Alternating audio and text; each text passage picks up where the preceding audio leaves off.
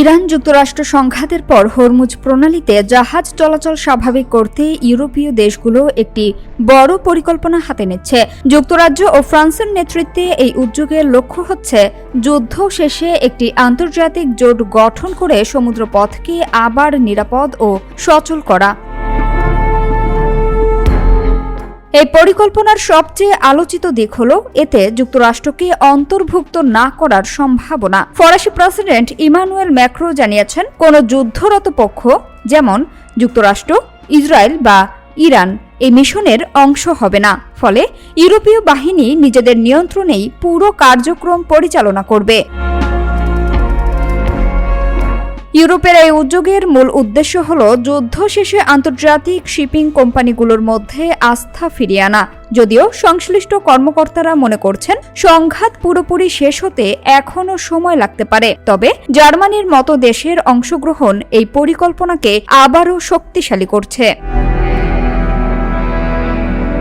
এদিকে ফ্রান্স ও যুক্তরাজ্য শিগগিরই একাধিক দেশের প্রতিনিধিদের নিয়ে একটি বৈঠকের আয়োজন করছে, যেখানে হরমুজ প্রণালীর নিরাপত্তা নিয়ে আলোচনা হবে। সেখানে যুক্তরাষ্ট্রকে আমন্ত্রণ না জানানো হলেও চীন ও ভারতকে রাখা হয়েছে।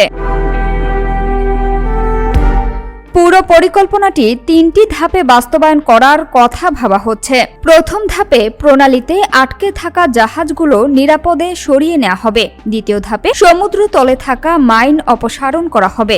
আর শেষ ধাপে নিয়মিত সামরিক নজরদারির মাধ্যমে জাহাজ চলাচল নিরাপদ রাখা হবে। তবে যুক্তরাষ্ট্রকে বাদ দেয়া নিয়ে ইউরোপের মধ্যেই মতভেদ রয়েছে। কেউ কেউ মনে করছেন এতে ইরানের সহযোগিতা পাওয়া সহজ হবে, আবার অন্যদের আশঙ্কা এতে যুক্তরাষ্ট্রের সঙ্গে সম্পর্ক আরও খারাপ হতে পারে। সব মিলিয়ে যুদ্ধ পরবর্তী পরিস্থিতিতে হরমুজ প্রণালীকে সচল রাখতে ইউরোপের এই উদ্যোগ নতুন কূটনৈতিক সমীকরণের ইঙ্গিত দিচ্ছে।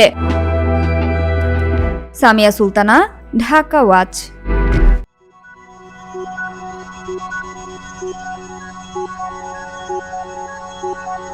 Thank you.